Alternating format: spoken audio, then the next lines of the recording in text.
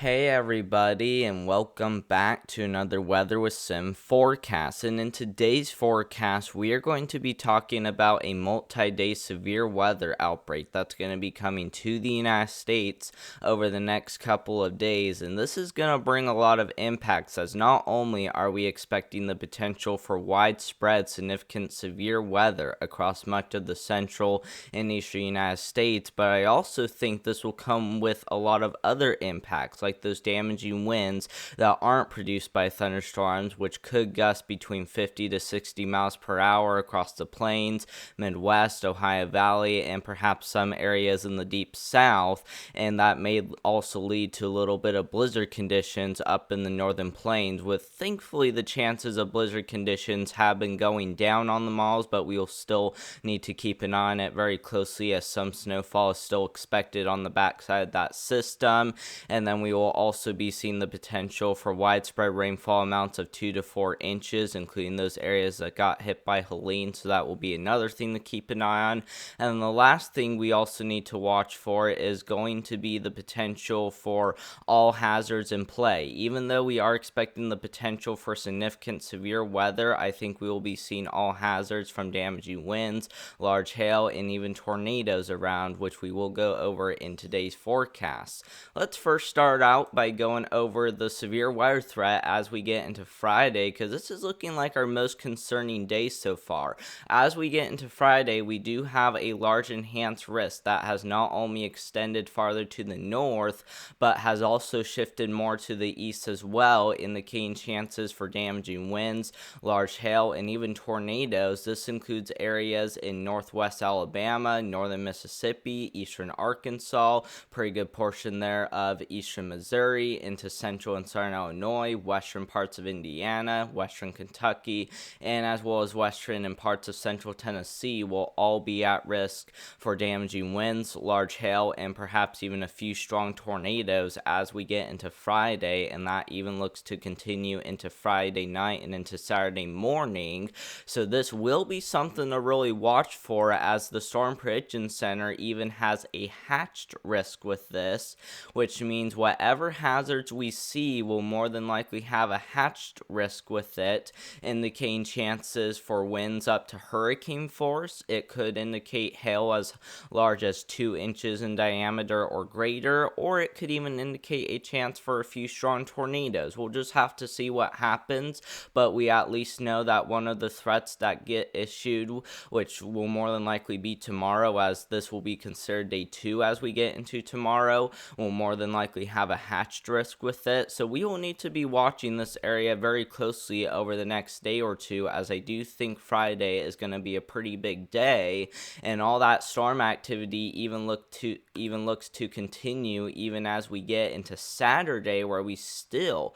have a pretty large enhanced risk for severe weather, even in effect for the parts there of Mississippi. This includes central and southern Mississippi, parts there of eastern Louisiana, much of Alabama, Panhandle, Florida, western parts there of Georgia, including the Atlanta metro area, and as well as parts there of southern Tennessee will all be at risk for severe weather as we get into Saturday, which, for my opinion, I think Saturday is going to be a pretty big day, as I do think those areas right in this area right here could very well get upgraded to a moderate risk sometime during the next few days. We still don't know for sure on if we're going to see a moderate risk for severe weather, but from how Saturday is looking, which we will talk about in a few moments, but it looks like Saturday could very well get upgraded to a moderate risk, so make sure to keep that in mind if you got any weekend plans. And I am also expecting a lot of this to continue into the East Coast,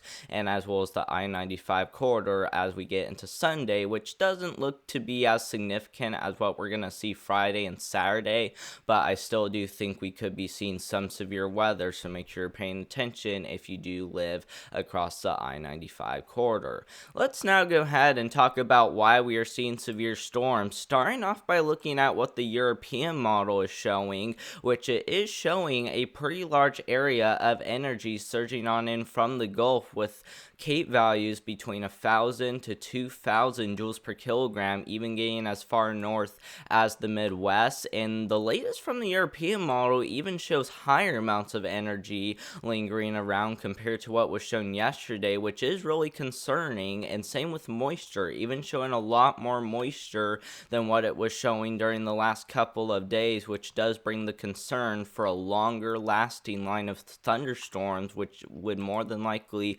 look at this, which will more than likely look like this as it rolls on through the Midwest. And this will continue into the Ohio Valley not Saturday night, but Friday night and into Saturday morning, where showers, thunderstorms, and all hazards in play will be possible with this line of storms as it rolls on through,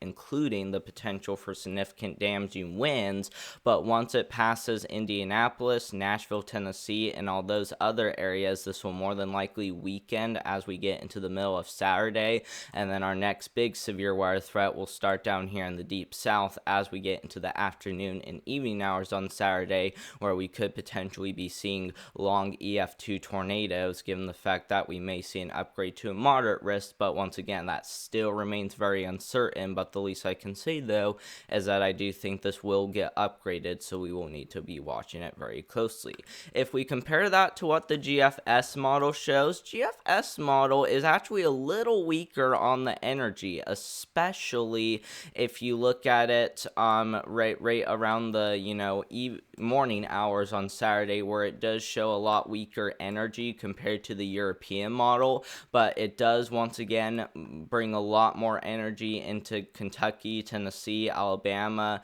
Georgia, even over there in the Mississippi, Louisiana for the severe weather on Saturday, which does once again bring the concern for potentially a severe weather outbreak, if why not a tornado outbreak, as long track EF2 tornadoes or greater will be possible on Saturday. But I still think Friday will be a pretty big day, as it is still going to contain a lot of energy with it, just not going to be nearly as significant as what we're expecting Saturday. And then as we get into Sunday, a lot of that energy looks to linger across the East Coast, which could bring some isolated hail and damaging winds. But I am not expecting anything significant by this point, so don't get too concerned about Sunday, as what we're really concerned about right now, which will be Friday and Saturday. If we look at those moisture values will really be high. We're talking moisture around 60-degree dew points heading as far north as Ohio Valley. And then, of course, that wind shear is also going to be very strong too as well. We're talking a very tilted low-level jet, which is really going to be causing some big problems. And this is going to be our main thing that's really going to be causing the potential for widespread, insignificant, severe weather. And I think that will even continue to bring that even as it gets over there towards the East Coast. And even though we may not have as much moisture and energy to work with, we will still more than likely see some pretty strong to severe storms due to this jet stream rolling on through. And this is where we could also see another big severe weather event roll on through as we get into the middle, if why not the end of next week. But from what we know so far, though, this is going to be the main thing to watch for till we get into next week, and that's when we'll keep an eye on that next system. The last two things I want to look at is our total snowfall and those wind gusts, of course. And you guys can see with your total snowfall, we are expecting some pretty high amounts of snowfall up there into Minnesota. Once again, not going to be nearly as bad as what models were pointing out a few days ago, but still shows some pretty good snowfall as we get into the weekend of possibly around a half a foot to a foot of snowfall before everything looks to clear out. And then maybe a little shot of snowfall after that with this next system. But like I said, it's really uncertain on how it will play out, as we're still heading over 7 days out from that next system. But from what we know so far, though, it will be something to keep an eye on, as I am expecting those winds to, of course, be high, as winds could gust between 50 to 60 miles per hour across the plains, Midwest, Ohio Valley, Great Lakes region, and as well as the deep south as we get into the weekend. But then with this next storm system, we could be seeing the same scenario where we see widespread 40 to 50 mile per hour winds. But once again, still a little too far out to really tell what's going to happen with this next one as we get into the middle and end of next week, which is over 7 days from now, but it is still something to keep an eye on closely as it is severe weather season. And then, of course, for that total rainfall, I did forget to show that, by the way. Total rainfall definitely going to be pretty plentiful as well. 2 to 4 inches of rain is possible across Kentucky, Tennessee, Georgia, South Carolina, and northern Mississippi, and even those areas up there into the Ohio Valley and Great Lakes region will also have the potential to see some higher rainfall totals as well, so we will continue to watch it very closely. But thank you all so much for watching. I hope you guys enjoyed today's weather forecast. Make sure to subscribe to the channel, as we will be live on this channel for some of the severe weather as it does roll on through the central and eastern United States over the next couple of days. But keep in mind that I will not be able to go live for the entire severe weather event, because I'm one of those people who can't go live for the entire event, as it sometimes even lasts for over 10 hours. But we will try to go live for some of them, so consider clicking all notifications, as we will try to be live on this channel. And make sure to also hit that like button too as well, so that way we can help get the word out to everyone. And if you haven't already, make sure to also share this with friends, family, or anyone who you know on social media. Not only does this all help support the channel out a lot, but I really do appreciate it, and I hope you guys all have a great rest of your Wednesday out there, and I hope to see you guys in the next one. Thank you all so much for watching, and goodbye.